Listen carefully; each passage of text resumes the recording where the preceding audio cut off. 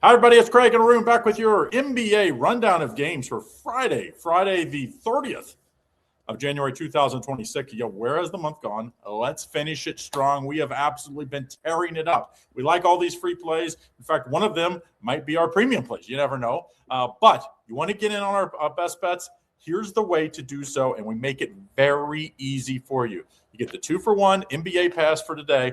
You get both of our plays for today for $99. Plus, you get 6 more days of winter. So that's a week pass for just $99. It's usually $99 each, but we give it to you. The only way to get that 2-for-1 deal is right here, DocSports.com/Craig Arun. Of course, at that same link, we also have the college basketball, so you can get that as well, or you can just buy the NBA, whichever you like.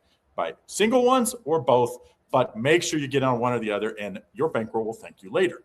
All right, NBA, Lakers at the Washington Wizards. Wizards, nice win yesterday against the Bucks team that's, of course, distracted with the whole Giannis thing. Lakers looked terrible at Cleveland last time out. Can they bounce back here? Lakers favored by 8, total 229.5.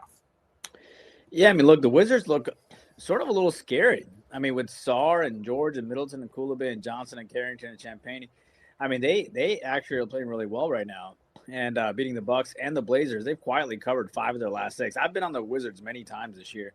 Lakers coming off one of their worst losses of the year, though, losing by about 30 points in LeBron's sort of homecoming there. And, that was a contest where they were really just not in it. LeBron had about 11 points, 3 for 10 from the field. He wasn't very good. So, quite honestly, this game can go either way. Look, you have a Lakers team that gave up 129 points in the last game. J.J. Redick's not like that. You have a Washington team that won 109-99. And Washington actually plays a relatively decent defense. Total comes in about 229.5. This game can go either way. But I'm going to take the Lakers. I'm going to bite. And I hate doing it, but I'm going to bite when you have a team that lost by 30 points their last time around. And the Lakers are the same team that, not too long ago beat Toronto by 17 at home.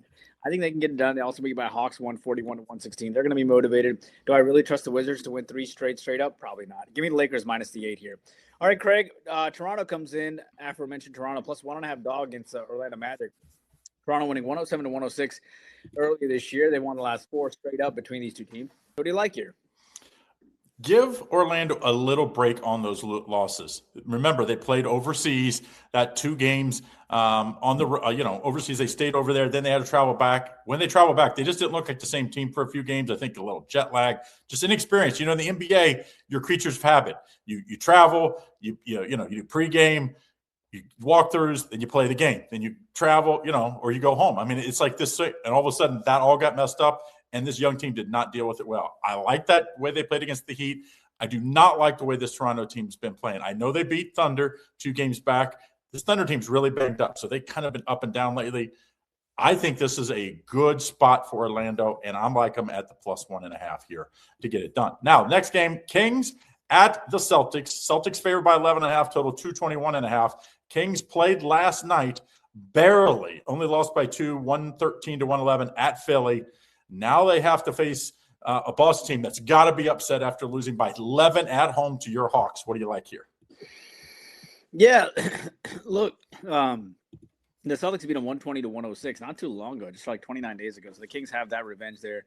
The Kings played great against the Sixers. They didn't have Russell Westbrook in that contest. That might be one of the reasons why they stood up.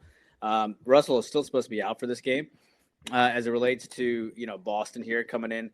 Boston hasn't lost back-to-back games since the 10th and the 12th. The Kings, of course, come off a loss, but they played well. The Kings, of course, have revenge coming into this contest. That game went under the 229.5.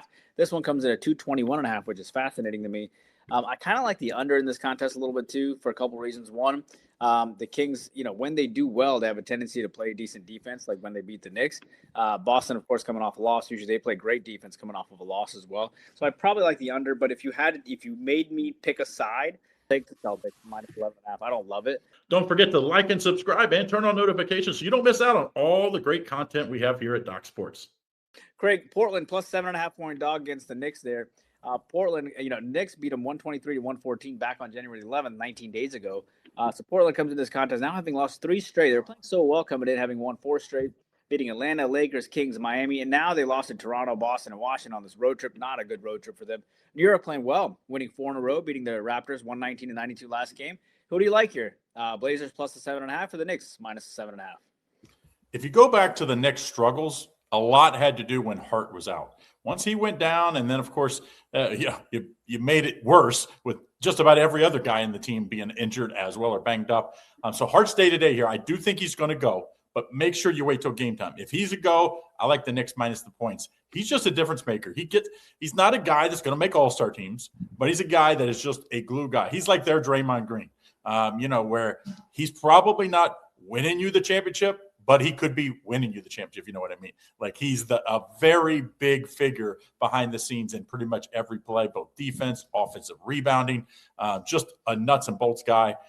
I like him here. Let's take the Knicks minus the points. I do think the Knicks are starting to play better, get back to where we remember where they started the year. Next game, Grizzlies at the Pelicans. Pelicans favored by 3, total 234.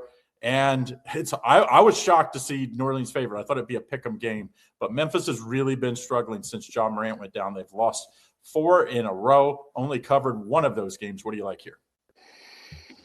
Yeah, look, Memphis can be a sort of a hit or miss team lately, haven't they? Remember the Pelicans beat them 133-127 back on January 23rd, just about a week ago. That was a game that we called. Memphis now, after having beaten Orlando and Brooklyn, I thought they were shaping up a little bit, but then they turn around and lose to the Hawks, the Pelicans, the Rockets, and now Charlotte. Only 97 and 99 points the last 2 games. Not good at all. The Grizzlies, of course, have lots of injuries here. Of course, Morant and Clark and Edey and Pippen Jr. are all out. That itself is like a starting lineup that's out for them. Aldama and Jerome are there too, that are listed as day-to-day. Look, man, after 97 and 99 points the last 2 games, I think they've got to bounce back here. And they lost 133-127 last time out to these Grizzlies. The Grizzlies lost against Oklahoma City 95-104, but that was a game that we called. We said we think the Grizzlies are going to cover, and they certainly did cover in that contest. So what are you going to do here? Last time this game went well over, right, but to 260 points. The Pelicans, of course, have Philadelphia on deck, but coming off nice wins against the Spurs and Memphis and Oklahoma City, they covered. So what happens here? I'm going to take the Grizzlies plus the 3. I think it's an opportunity for them to kind of finally step up here after 97 and 99 points. I do think they're going to have much better offense here. I just don't think they're going to get trolled within 1 week of each other, right? And this is a team that still has a little bit of pop here between Landale and Jackson and Wells. I know they're really struggling, but I just think they probably come together somewhat here. It is kind of scary, though, now that I think about it. The Pelicans, of course, have a good team out there. Williamson and Bay and Murphy and Jones, and that's a pretty darn good team out there. Alvarado's healthy, too. God, I just can't imagine the Pelicans really trusting the Pelicans to win back-to-back against this team. I just don't do it, man. I just don't think they have the consistency. I'm going to take the Grizzlies plus the 3, but I'm going to hold my nose, dude. All right, Clippers minus the 6 against the Nuggets here. Clippers coming out as a minus 6 chalk. Remember, the Nuggets beat them 130-116 back on November the 12th.